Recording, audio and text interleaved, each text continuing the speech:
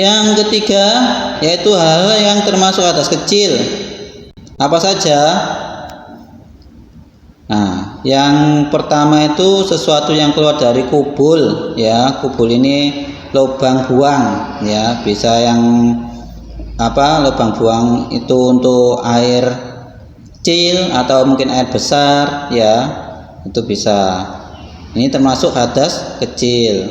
Nah, bersentuhan langsung laki-laki dan perempuan misalkan, ya, yang balik, kemudian menyentuh kemaluan dengan telapak tangan, nah maka ini juga harus dibersihkan.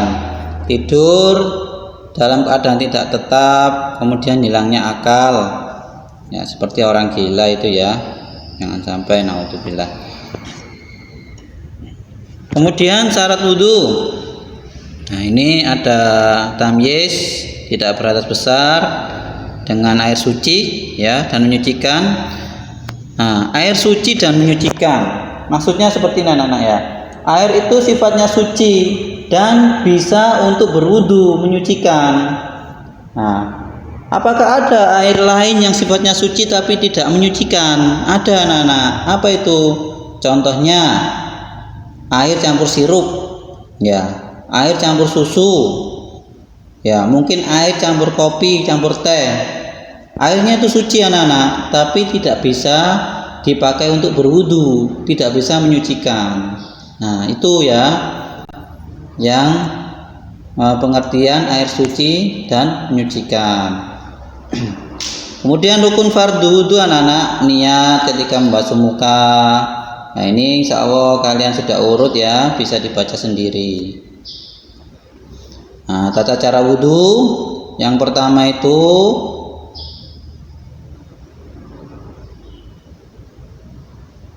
baca basmalah dulu, ya, niat, kemudian cuci tangan. Ini urut-urutannya yang sudah kamu lakukan. Kemudian berkumur.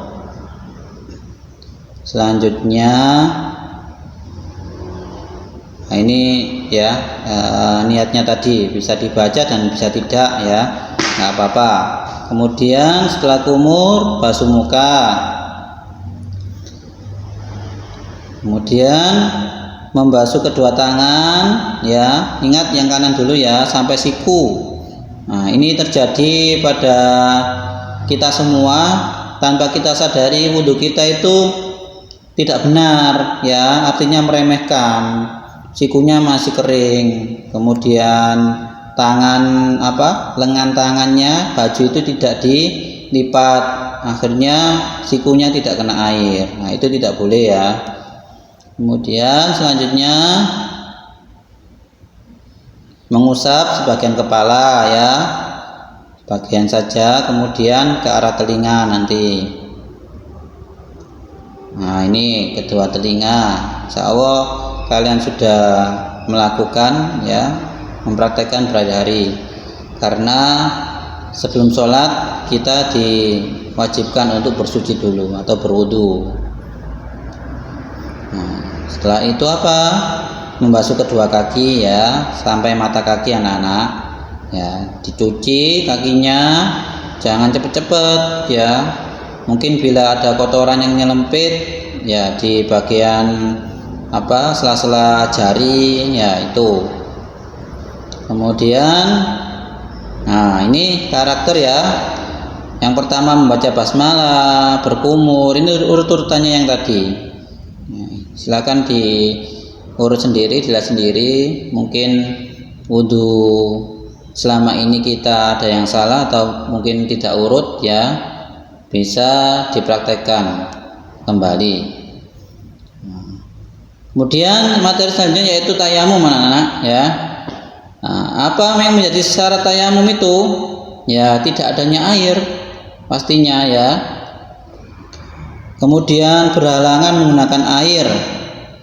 Contohnya sakit, ya, sakitnya sakit panas, ya, mungkin sakit keras, yang mana bila kena air maka sakitnya tambah parah, ya, maka boleh ini bertayamum, ya.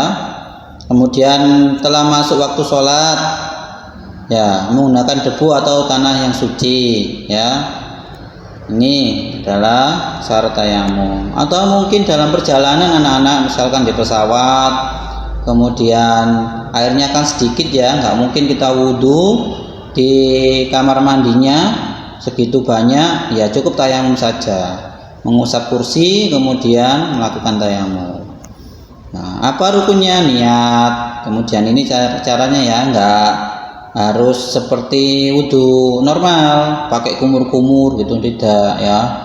Mengusap muka ya, kemudian mengusap dua tangan sampai siku, kemudian ke anggota yang lain ya, tertib, itu aja cukup, insya Allah sangat mudah ya. Nah ini ya tata cara tayamum. Nah yang pertama itu tadi membaca basmalah, meletakkan dua tangan di atas debu.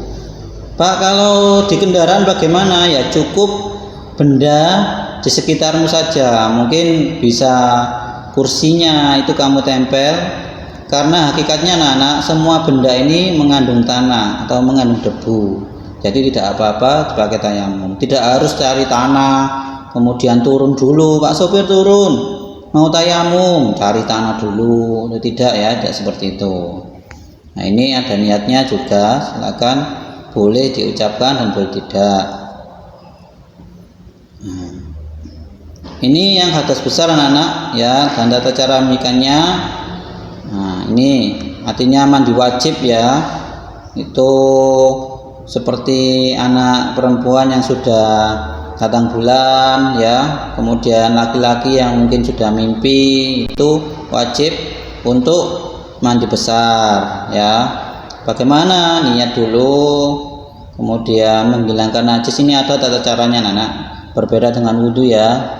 Tapi di dalam mandi wajib ini ada rukun wudhunya di situ. Nah, ini ya tata caranya, niat, kemudian membasuh kedua tangan, berwudhu sebagai wudhunya seperti biasa itu ya, sholat, kemudian membersihkan kemaluan dengan tangan kiri, menuangkan air ke atas kepala ya, seluruh anggota tubuh. Nah, kemudian tidak boleh menggunakan air berlebihan.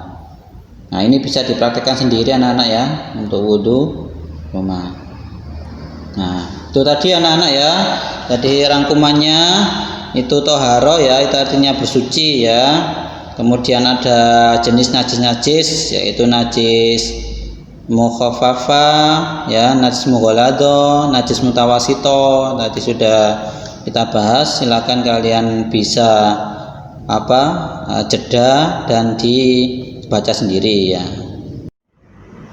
Baiklah anak-anak, demikian tadi penjelasan singkat dari Pak Aris mengenai materi toharo dan bersuci. Untuk kali ini video yang Pak Aris bagikan ini silakan disimak baik-baik. Insya Allah untuk tugasnya nanti akan Pak Aris kirim secara terpisah ya, insya Allah di minggu depan. Untuk kali ini, pembelajaran kali ini menyimak saja. Untuk tugas-tugasnya Pak Aris siapkan sambil nanti Pak Aris kirim ke wali kelas masing-masing.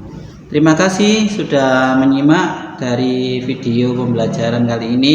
Semoga kita semua diberikan Allah perlindungan, yaitu nikmat sehat, nikmat sempat, dan nikmat inilah yang paling besar bagi kita semua, sehingga terus anak-anak semangat untuk mengikuti belajar.